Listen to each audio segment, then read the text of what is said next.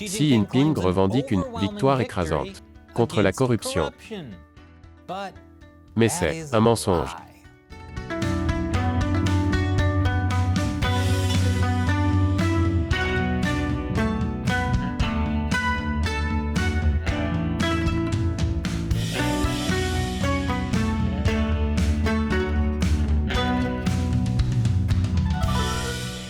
Bienvenue sur Chine non censurée, je suis Chris Chappell. Cet épisode est sponsorisé par PC Doctor Toolbox. Ce logiciel surveille votre PC pour détecter les pannes logicielles, les défaillances matérielles et le genre de problèmes qui vous rendent la vie misérable. Certaines personnes peuvent penser que le Parti communiste chinois est un peu corrompu.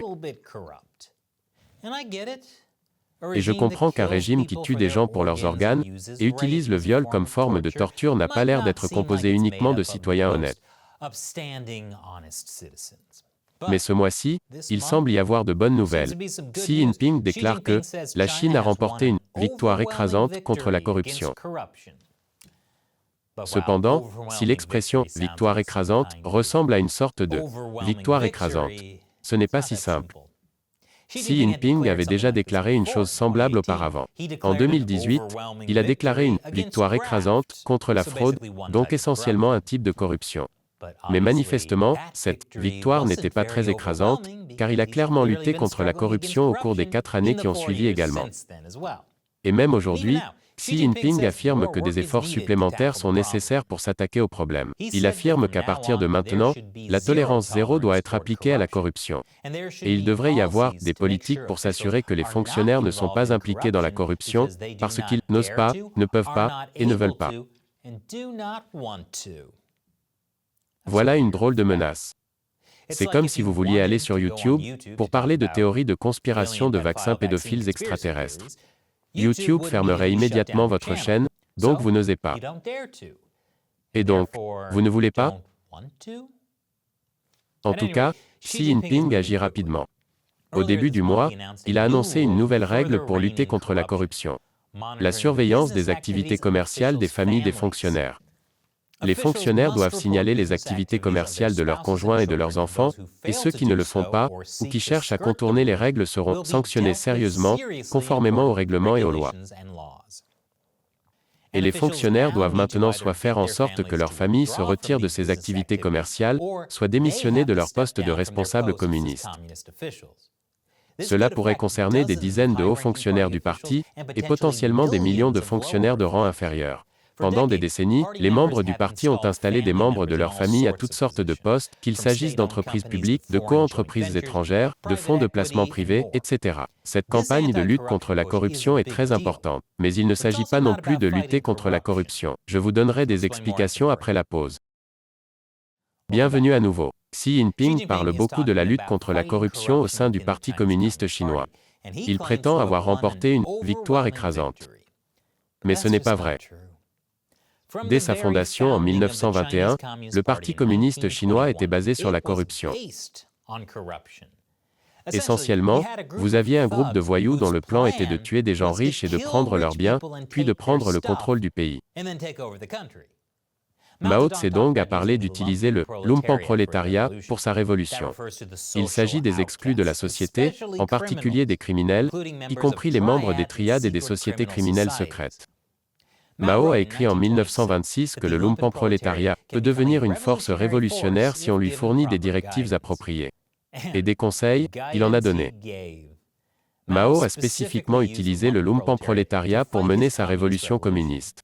Qui d'autre que des criminels serait plus disposé à tuer des riches et à prendre leurs biens? Et quand le Parti communiste a finalement pris le pouvoir en 1949, devinez quel genre de personnes étaient des membres de haut rang du parti. Beaucoup d'entre eux étaient des criminels. Aujourd'hui encore, il existe une étroite affiliation entre le Parti communiste et les triades. Découvrez notre interview de ce jour sur notre podcast La Chine sans scénario, où notre invité Sam Cooper parle des triades liées au parti, qui dirigent la drogue et le blanchiment d'argent au Canada. Le Parti communiste chinois est en fait ce que l'on obtient lorsqu'un groupe de gangsters prend le contrôle d'un pays entier. Ils contrôlent les membres des gangs, ils enferment les soi-disant ennemis, ils s'approprient le territoire d'autres personnes, et ils mènent des luttes de pouvoir internes constantes. C'est par la violence et la corruption que le Parti communiste reste au pouvoir. C'est pourquoi j'ai dit que Xi Jinping ne pourra jamais véritablement éliminer la corruption au sein du Parti communiste chinois. Mais ce n'est pas son véritable objectif, de toute façon. Son véritable motif pour remporter une victoire sur la corruption est de remporter une victoire sur ses ennemis politiques. Par exemple, l'ancien dirigeant Jiang Zemin. Le fils de Jiang Zemin, Jiang Mianhong, est un influent homme d'affaires. Il touche à tout, des entreprises d'État aux joint ventures. En 2012, la société hollywoodienne DreamWorks Animation a lancé une joint venture en Chine, appelée Oriental DreamWorks, afin de créer des divertissements animés et en prise de vue réelle pour le marché chinois.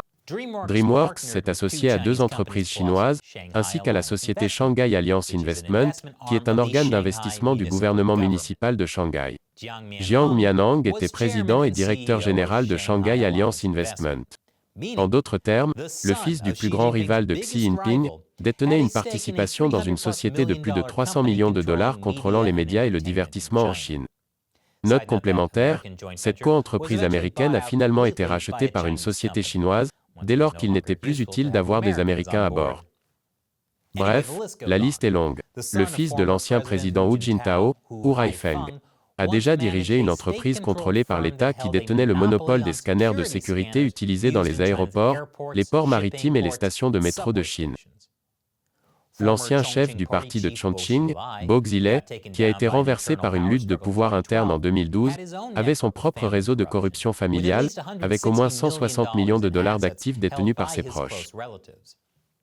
En gros, les responsables communistes, du haut en bas de l'échelle, cherchent à faire de l'argent. Et ils le font souvent par la corruption. Cela inclut l'installation de leurs proches dans des entreprises susceptibles de gagner de l'argent, avec l'aide de leurs contacts au sein du parti. Ce qui est remarquable dans la campagne anticorruption de Xi Jinping, c'est qu'il s'agit en fait d'une arme puissante qu'il peut utiliser pour s'en prendre à ses ennemis politiques, tout en ayant l'avantage de donner l'impression qu'il s'attaque à la corruption. Mais c'est sélectif. Xi Jinping n'a jamais porté plainte pour corruption contre son allié, l'ancien Premier ministre Wen Jiabao. Les membres de la famille de Wen s'enrichissaient de centaines de millions de dollars, souvent grâce à la corruption, comme le montre ce graphique du New York Times. Mais avec son ami Wen Jiabao, tout est permis. Ainsi, pour tous mes téléspectateurs occidentaux qui lisent ces articles élogieux sur la lutte de Xi Jinping contre la corruption, ne soyez pas dupes. Xi Jinping ne s'attaque pas vraiment à la corruption. Il lutte simplement contre ses ennemis politiques, comme tout bon communiste. Mais comme l'ensemble du Parti communiste est basé sur la corruption, Xi Jinping ne remportera jamais une victoire écrasante. Attendez encore quelques années, et le président à vie Xi Jinping fera à nouveau une annonce déclarant la victoire sur la corruption.